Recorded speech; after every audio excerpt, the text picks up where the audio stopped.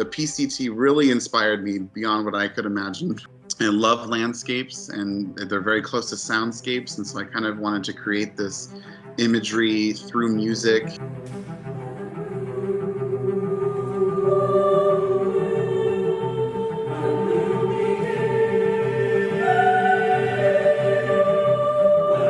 I did that through literally taking the structure of the PCT Trail. So there's those five major legs of it. There's Southern California, the Sierras, Northern California, Oregon, Washington.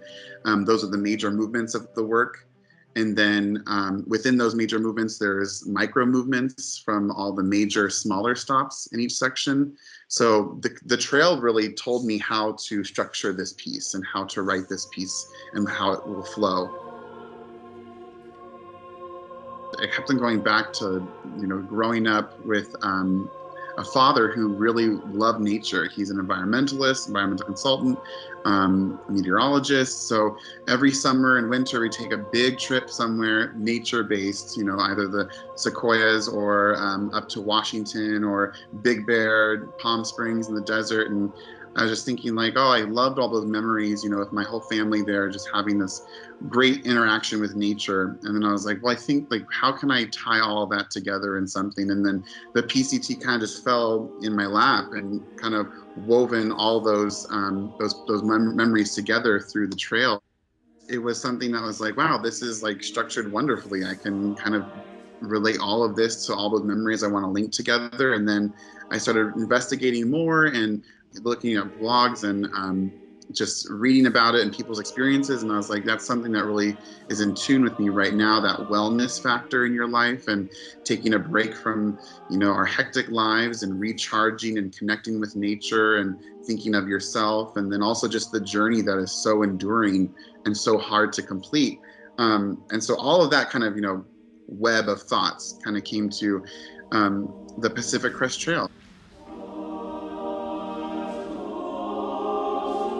What I wanted to do is take texts that were very open-minded and that could be interpreted in a few different ways so the listener can really paint their story onto the music.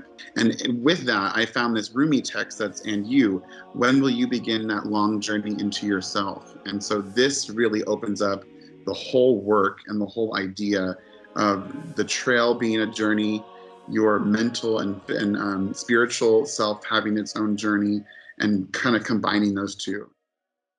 There are these sound baths, and the sound bath is a meditative experience that is accomplished by these crystal singing bowls. And so they're these bowls that are tuned to a certain pitch, and they're also aligned with a certain chakra of the body.